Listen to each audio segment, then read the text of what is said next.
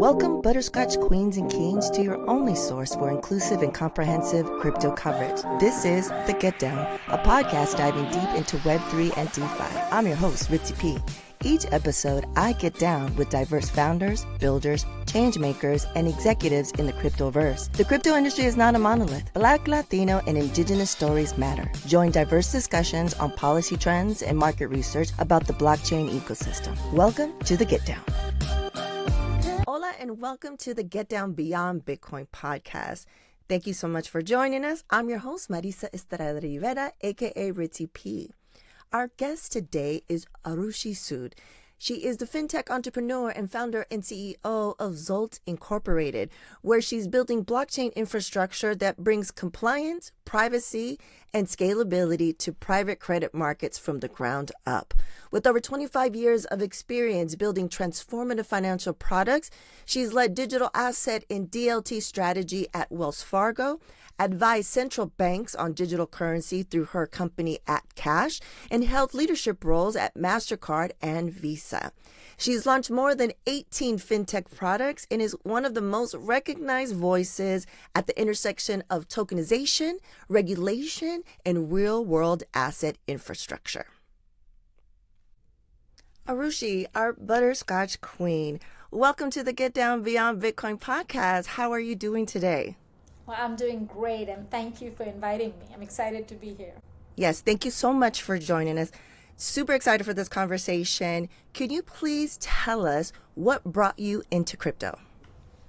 Well, everybody has a crypto story, and I'm no different. So I think my association with crypto goes back to 2017. I was working in actually the Middle East at that time for MasterCard, and I was fascinated by how they were viewing distributed ledger technology and blockchain. It was still considered to be relatively new.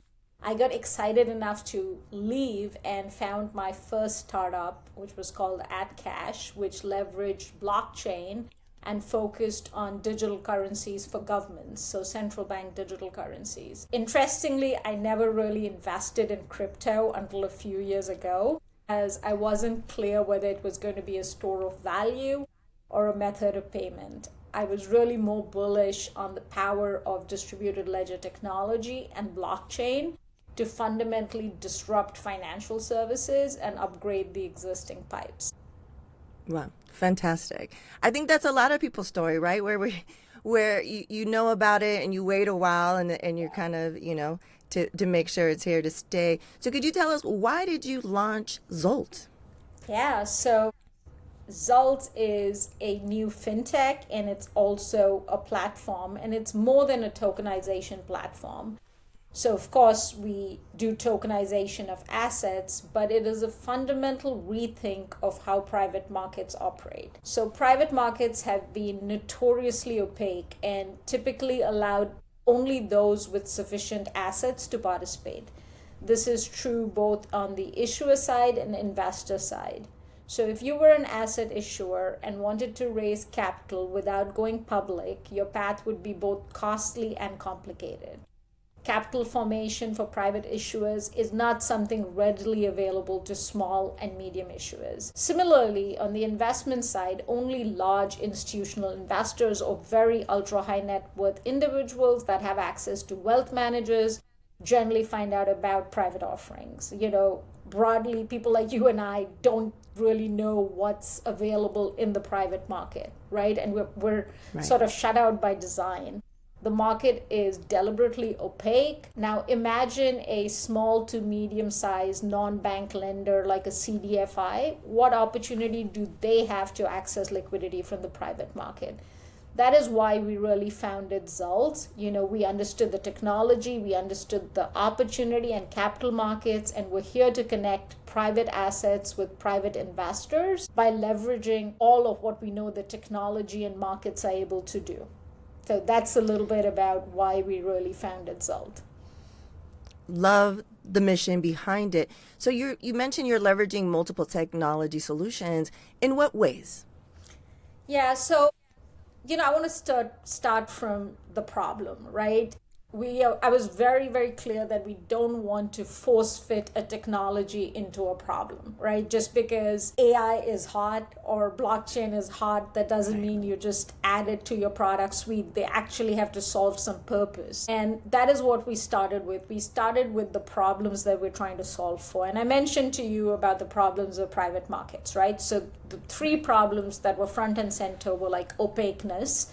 This is an opaque market with information asymmetry, if you will, right? It's not very efficient, both in terms of who can participate and how the markets operate. And it has a problem of access, meaning not everyone can access this. So we started to look at how do we actually solve these problems. So in terms of opaqueness, it's because information is asymmetrically available. So it may be available with someone at some time, but not with maybe the investor at the time that the investor needs it. And there's no single source of truth or a golden record. That's where blockchain and distributed ledger technology comes in. It creates a single immutable source of truth, right? So we used blockchain, and we heavily leverage blockchain for tokenizing our assets, for creating a golden source and making sure information is available to investors, right? Then we looked at the problem of efficiency and workflow automation. A lot of the smaller issuers cannot access private markets because it's very cumbersome. They have multiple systems, they have legacy systems, they have a lot of legacy debt, and they have a lot of documentation as well. So we looked at how we can leverage AI and workflow automation to simplify a lot of the processes. So when we onboard people onto our platform, we heavily leverage AI to read the documents and to simplify the onboarding process. We leverage basic Web 2 technologies. I don't know if you've heard of the term DeFi Mullet, but it's kind of used to describe something with a Web 2 front end and a Web 3 back end. So you can't do away with standard technologies like back-end technology like Node.js and all of that. So we leverage a lot of Web 2 as well. We build a lot of APIs to connect legacy systems with the front end. Our goal is not to replace the existing systems, but to connect with them. And so we're leveraging traditional technologies to do that. And the way we approach technology is to find the technology that's best suited to solve problems. And in our case, we've leveraged blockchain, we've leveraged AI, workflow automation, and traditional technologies. Fantastic. I love how you're thinking about the user, right? The user and connecting and making the distinction about not replacing systems, but really connecting systems, giving them access is what I think we're all aligned on that mission. So let's talk about tokenization. It's a subjective term. What are your thoughts on tokenization? Can you share a simple definition for the folks that are watching or listening? Sure. We actually have a video on Zult's social media platform where a mascot, Zultanaut, who's actually a little astronaut that we call Zultanaut, defines tokenization in under a minute with graphics. So I highly encourage your listeners to watch that. In the interim, I will provide a basic overview, which hopefully is simple. But at the simplest level, tokenization is a technical and regulatory process by which you create tokens, right? So what are tokens and what is tokenization? So tokenization is the process by which you turn rights to something into a digital token on a blockchain. Think of an asset like real estate, like gold, loans, or even art. You can tokenize any asset. That token that you generate from this process represents your digital proof of ownership and interest in an asset. That's important because that token is the proof that you are the owner of that digital representation or token. Subsequently, because you are the owner of that digital representation, you are an owner of the asset and rights associated with that asset, which means that if dividends are declared, or if interest payments are declared to owners of the asset, because you own a token, you will get those dividends and interest payments to the extent of your token, right? And that also allows you to sell the token. The blockchain maintains a record of all of those transactions. So there is a public ledger of everything that has been done by that token holder. So no one can give you a token and take it away, right? So it is a very digitally sound way of maintaining ownership records and conferring rights of ownership on holders of that asset. So hopefully that was a simple enough definition in defining and grounding us in what tokenization really is. Thank you so much for that definition, and make sure to everyone out there to check out the Zoltan. Was it the Zoltan? Zoltanaut. Zoltanaut. The Zoltanaut oh yes, like the astronaut. The Zoltanaut video. Be sure to watch that.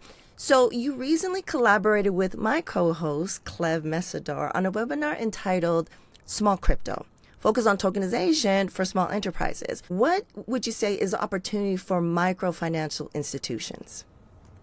Yeah, let me first start by saying that who doesn't love Clev, right? I think we all love Clev. And Clev's a great host, and it was a great session that she facilitated with my fellow guest Salman from Plume. And the focus was really on micro-lending institutions and small enterprises and talking to them about the opportunity. Because while most of the large organizations, especially in financial services, understand what tokenization is and understand the opportunity, small to medium-sized enterprises are still sort of on the sidelines, right? Wondering what this opportunity represents, if it's safe, how do they participate? And, we come at it from the perspective that not only is it interesting for small to medium-sized institutions, it's imperative.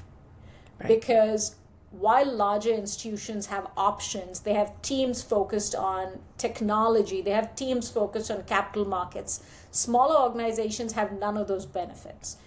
They don't have access to securitization, for example, the same way a large lender does. A large lender can take their portfolio and securitize it, and they can pay the fees associated with that securitization, and the portfolios are large enough that they don't have to worry about pooling or any of that. Whereas if you were a small lender or a small enterprise, you have a problem of liquidity. You do not know how to access capital. You cannot securitize your book because it's not big enough, and you don't have the kind of money that is needed for a securitization process. Working with a partner like Zult not only gives you access to the latest technology stack, but access to capital markets without making those investments that these large players are doing. If a small player wants to access liquidity, they have to think out of the box, and they have to be willing to participate in platforms like Zult that will give them the technology advantage as well as capital markets advantage. So it's not a nice to have in our view, it is a must have. And I think the discussion with Clev and Salman kind of reiterated that yes, it may seem scary, but there is a path, and that organizations should feel confident to start that journey. Right. And with Zult, they're able to take that journey. So Zult has received funding. Can you tell us a little bit more about those partnerships? Yeah, so we are very excited about partnering on both our impact side as well as the technology side. So we do have a organization called Zult Impact, which is a 501c3 entity, which is separate and distinct from Zult, which is a technology company. And we are very excited that recently we've had some large players like MasterCard and some big top 3 financial institutions that have invested. And what we're working on collectively is to solve the problem for small businesses. So as we know, small businesses have a notorious time in accessing capital, notoriously hard time in accessing capital.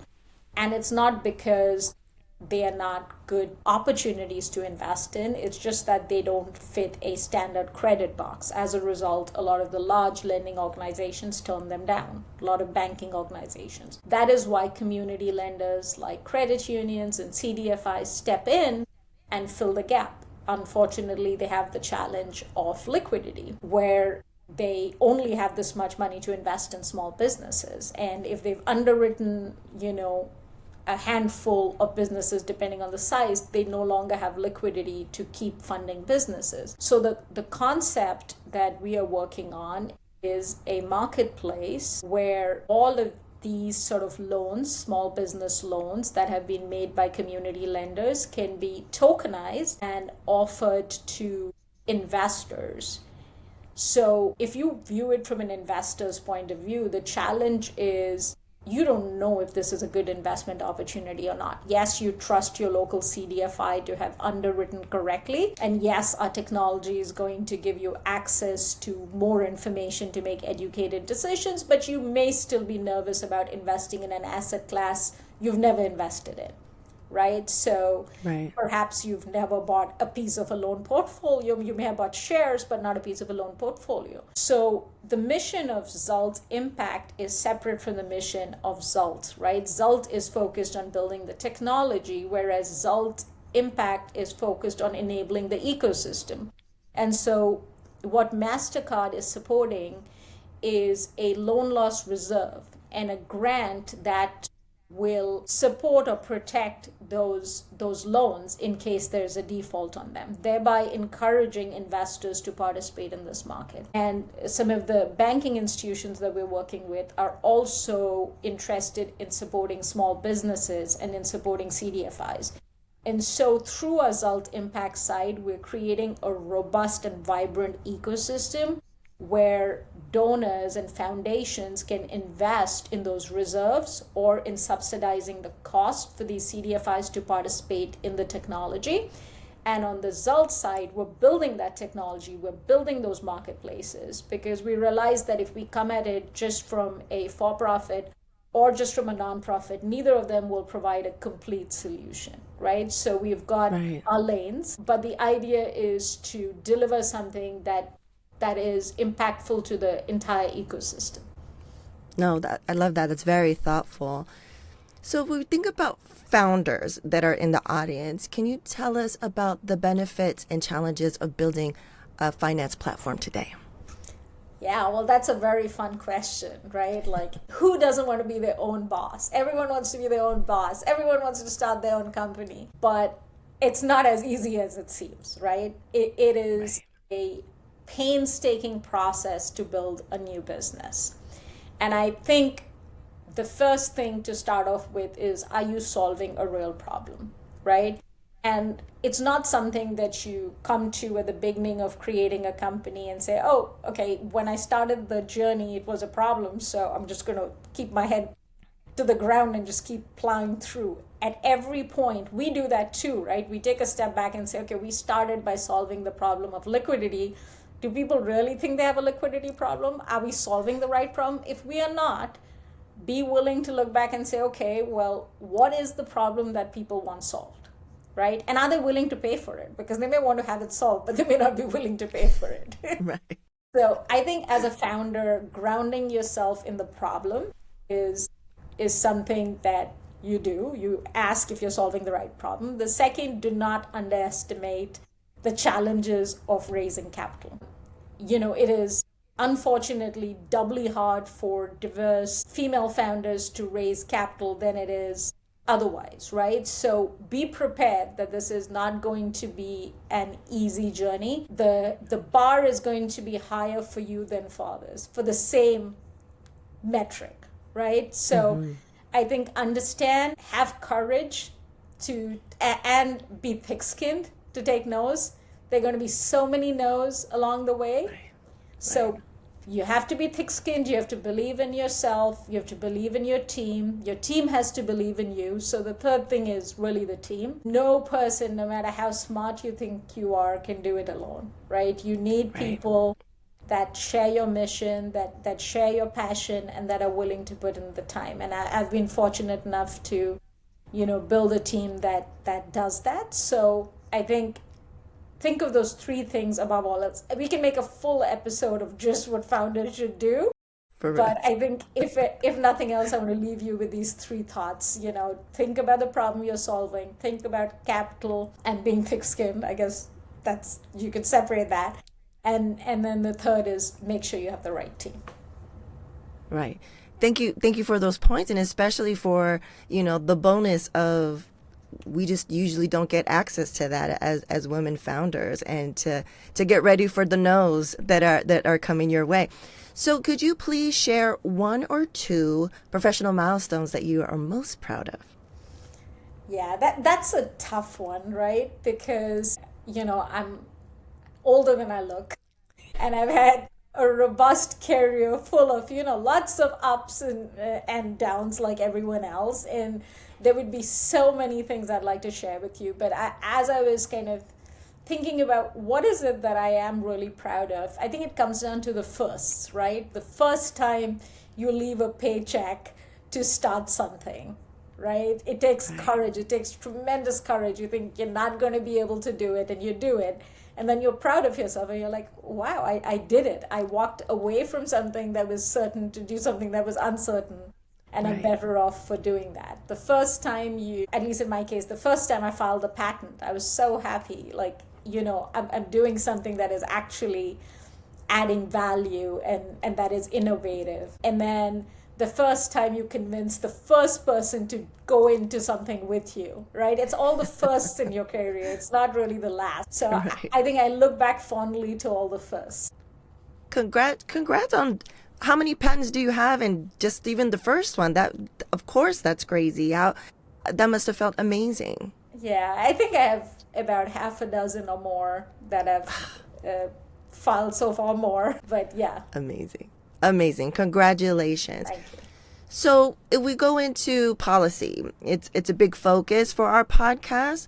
As a founder, what policy issues keep you up at night? Yeah, I guess the question is what policy issues do not keep me up at night. It's crypto and blockchain is an interesting space to be in, because you are playing a game where the rules change mid-game, right? You start the game thinking the rules are one, and then midway through there are multiple referees, by the way. And so you really don't know which referee is actually responsible for the rules. And you're like, okay, I'm going to listen to you, and I'm going to listen to you. And as a startup, that's very challenging, because you're trying so hard to make sure that you are building a compliant product. You want to make sure you're, adhering to all the requirements. And so we always just sort of treat it as, this is a technology. Everything that's good for the goose is good for the gander, right? So if there are some capital markets rules that apply to traditional markets, we'll just assume, regardless of our technology, they apply to us. As a result, quite honestly, sometimes we can do some of those really, I don't want to use the word risky, but some of the things that people are doing in the DeFi market, right? Because we stop and we say, well, what does this mean? If we do this, does that change what we're doing on the regulated side? So I think the thing that keeps me up at night is knowing what the rules are. And with clarity, understanding how is Clarity going to impact us as a tokenization platform? How is Clarity going to impact us as an alternate trading system if we apply for that license? What does it mean for alternate trading systems? We also worry about the broader ecosystem of broker-dealers and investors. So we are offering a product to investors, and we want to make sure investors are fully protected in their investments in digital assets. And quite frankly, unless there are clear guidelines, people are going to be reticent to invest, right? People have invested in crypto, which has been highly unregulated. But when it comes to tokenized assets, I think people are still trying to understand, how is this different from a traditional investment? And it shouldn't be. The same way a traditional investment is protected, tokenized investments should be protected. So I think understanding, first of all, like everyone else, we're waiting to see what happens with Clarity, right? If and when Clarity is passed, having, clarity, no pun intended, on what that means for a startup like us, what does that mean for our customers, all of that is important. But of course, in the interim, we are holding ourselves to higher standards because we don't know what the rules are. So we're just being overly cautious and playing by all the rules that ever existed. Right. And I love how right now, at the time of our recording, we're in World Cup season. Yes. So I love the analogy of the referee, because not only is it like, what referee do you listen to, but when I move on the field, Yeah. it could totally change as well. And then more referees. I mean, it's just, it's crazy out there for anyone in that space. So do you have any last thoughts before we wrap up with our closing questions? No. This has been great. It's been a lot of fun. I want people to understand that we've been hearing that blockchain is here to stay for the past 10 years, right? For as long as I've been in this every year has supposedly been the year of blockchain. And then something new will come in like AI, and then blockchain will go to the side, right? And everyone will just be focused. And what I want people to know is this technology is truly and fundamentally capable of changing financial system plumbing, right? It's whatever we choose to do with it is different. Whether you choose to think crypto is a safe investment or not is a completely different and separate conversation from whether distributed ledger technology represents a safe technology to build financial infrastructure on, right? And we are more biased towards that discussion, which is, does distributed ledger technology, or is distributed ledger technology mature enough, scalable enough to be the technology that financial infrastructure is built on, right? So I think I just want people to stop confusing or commingling crypto with blockchain and distributed ledger technology. Right. No, I appreciate that, and I totally agree. That's the reason why I even entered the space, was because of the change of the infrastructure, security, and also the combination, as you spoke to in our conversation, the impact, the access. That I think that's why a lot of us that are here are in this space. Okay, so let's get into the final questions. Can you tell us a fun fact most people don't know about you? Well, if I tell you, it wouldn't be a fact people don't know about me, would it? It'll become a fact that people know about me. So I think what I can tell you that is innocuous enough is I once wrote a book, a fiction book called Split, which was about the life of a first-generation Indian immigrant in America. It was not my story. It was sort of like what I call a masala novel, more fictional than fact. But and I think I have one more book left in me at some point. So I guess that is something people don't know about me, which is completely random and unassociated with my day job. Yes. I was going to ask if there was another book, but you just said it. There's another book in you. And is it under your name, or are you under it is under my name. It shouldn't have been. I should have done it under someone else's name. There's a learning for the next time. Write a book under someone else's name. And then maybe you become as famous as, J.K. Rowling or something like that. But yes, I do have another book. It is under my name, and it is from many moons ago, and I actively discourage people from reading it. And just because you said that, everyone's going to look for it now. Okay, so is there anything you want to compel the audience to consider? Any CTAs for the folks out there? Yes, don't be afraid. Pick up the phone, write us an email. Don't think you need to be an expert in tokenization. If you've ever thought about how do I access liquidity as an issuer, right? Or if you're an investor that's curious about how you can invest, we're here to answer your questions. You can email us at info@zult.io or hello@zult.io, and we'd be more than happy to schedule a demo so you can see what we're talking about. This is not smoke and mirrors. It's not crypto. And don't be afraid that you don't know. Most people don't know, even when they claim that they do know, right? So that's the CTA, that just take the first step. Awesome. So you gave us the way to email, to ask questions and reach out. What are other ways that people can contact you? So we are active on all social media channels, no thanks to me. This is thanks to a great team that's focused on marketing and social media. We do have a social media page for both Zult Inc. and Zult Impact. Please reach out to us on LinkedIn. Please reach out to us on Facebook. We're on Telegram. You really don't have an excuse to get in touch with us if you want to, right? There are so many ways, from going to our website, which is zult.io, to connecting with us on LinkedIn. We're small enough that we will answer your questions, and if you want to meet with any of us personally, we'll be more than happy to. Awesome. Well, thank you so much for joining us today. And special thanks to the Butterscotch Queens and Kings out there for joining this conversation. Our podcast is now available via FinTech TV, so check us out. And be sure to stream all episodes from season 1 and 2 on your favorite platform. Until next time.